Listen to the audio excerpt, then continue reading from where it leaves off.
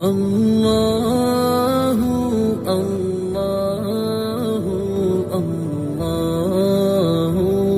اللہ اللہ اللہ اللہ۔ آج کا سبق سورۃ القدر سے ہے۔ یہ مکی صورت ہے اور اس میں 5 آیات ہیں، بہت اہم صورت ہے۔ اعوذ باللہ من الشیطان الرجیم، بسم اللہ الرحمن الرحیم۔ انا انزلناہ فی لیلۃ القدر، انا بے شک، انزلناہ ہم نے اس قرآن کو نازل کیا، فی لیلۃ القدر قدر والی رات میں، بے شک ہم نے اس قرآن کو قدر والی رات میں نازل کیا۔ وما ادراک ما لیلۃ القدر، اور کیا چیز ادراک آپ کو بتائے، ما کیا ہے، لیلۃ القدر قدر والی رات، اور آپ کو کیا معلوم کہ لیلۃ القدر کیا ہے۔ لیلۃ القدر خیر من الف شہر، لیلۃ القدر قدر والی رات خیر بہتر ہے، من الف 1000 شہر مہینے سے، قدر والی رات 1000 مہینوں سے افضل ہے۔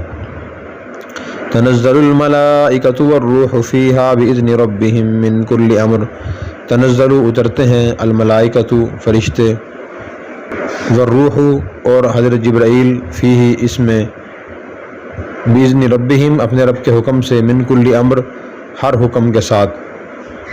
سلام ہی حتی مطلع الفجر، یہ رات سلامتی والی ہوتی ہے فجر طلوع ہونے تک۔ سورہ قدر بہت اہم صورت ہے۔ اس صورت کے شروع میں اللہ تعالیٰ نے ارشاد فرمایا کہ ہم نے اس قرآن کو لیلۃ القدر میں نازل کیا۔ لیلۃ القدر میں نازل کرنے کے مفسرین نے 2 مطلب بیان فرمائے ہیں۔ ایک مطلب یہ بیان فرمایا کہ قرآن کریم 2 مرتبہ نازل ہوا ہے، ایک مرتبہ لوح محفوظ سے آسمان دنیا پر، اور نمبر 2 آسمان دنیا سے روئے زمین پر، نبی کریم صلی اللہ علیہ وسلم پر۔ تو لوح محفوظ سے آسمان دنیا پر قرآن کریم نازل ہوا لیلۃ القدر میں، اور پھر وہاں سے تو یہ پہلا نزول مراد ہے اس سے۔ اور بعض مفسرین نے فرمایا اس کا مطلب یہ ہے قرآن کریم آپ صلی اللہ علیہ وسلم پر لیلۃ القدر میں نازل ہونا شروع ہوا، پھر ابتدا لیلۃ القدر سے ہوئی ہے، اور پھر 23 سال میں نازل ہوتا رہا آہستہ آہستہ۔ پھر فرمایا لیلۃ القدر خیر من الف شہر، یہ قدر والی رات 1000 مہینوں سے افضل ہے۔ اس کا مطلب یہ ہے کہ اس قدر والی رات میں اگر کوئی مسلمان اخلاص نیت سے سنت کے مطابق عبادت کرے تو اسے 1000 مہینوں میں عبادت کرنے سے زیادہ ثواب ملے گا۔ 1000 مہینوں کے 83 سال بنتے ہیں، تو خلوص نیت سے عبادت کرنے کا ثواب اور سنت کے مطابق عبادت کرنے کا ثواب 83 سال عبادت کرنے سے بھی زیادہ افضل ہے۔ بعض مفسرین نے اس کے شان نزول یہ بیان فرمایا کہ ایک مرتبہ نبی کریم صلی اللہ علیہ وسلم نے صحابہ کرام کے سامنے بیان فرمایا کہ بنی اسرائیل میں ایک شخص تھا جو 1000 سال تک جہاد کرتا رہا، تو صحابہ کرام اس سے بڑے متاثر ہوئے، اور آپ نے یہ بھی فرمایا کہ وہ عبادت بھی کرتا تھا، رات کو عبادت، دن کو جہاد کرتا تھا، ہتھیار اتارتا نہیں تھا۔ تو صحابہ کرام حیران ہوئے کہ ہماری تو عمریں ہی کم ہیں، ہم اتنا ثواب کیسے حاصل کر سکتے ہیں۔ یہ فکر ہوئی تو اللہ تعالیٰ نے یہ صورت نازل فرما دی کہ جو مسلمان لیلۃ القدر میں عبادت کرے گا اخلاص نیت سے سنت کے مطابق، تو اسے 1000 مہینے عبادت کرنے سے زیادہ ثواب ملے گا۔ تو برکت اور ثواب حاصل کرنے کے اعتبار سے یہ رات 1000 مہینوں سے افضل ہے۔ پھر فرمایا تنزل الملائکۃ والروح فیہا، اس رات میں فرشتے اور حضرت جبرائیل زمین پر اترتے ہیں ہر حکم لے کر۔ تو فرشتوں کے اترنے سے اور جبرائیل علیہ السلام کے اترنے کا مقصد یہ ہوتا ہے، حدیث میں آتا ہے کہ اس رات میں جو مسلمان بھی کھڑا بیٹھا اللہ کا ذکر اور عبادت کر رہا ہوتا ہے تو فرشتے اور حضرت جبرائیل علیہ السلام اس کے لیے دعائے رحمت کرتے ہیں، اور ایک روایت میں آتا ہے کہ حضرت جبرائیل اس سے مصافحہ بھی کرتے ہیں اور ہر سلامتی والا حکم لے کر اترتے ہیں۔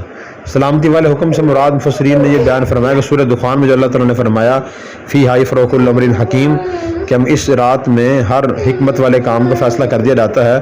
تو اس رات میں اللہ تعالیٰ آئندہ سال ہونے والے دنیا میں جو اہم کام ہے وہ فرشتوں کے سپرد فرما دیتے ہیں، فلاں شخص کا رزق اتنا ہوگا، اس کی عمر اتنی ہوگی، اور فلاں شخص کو موت آئے گی، وہ اس رات میں ہوتا ہے۔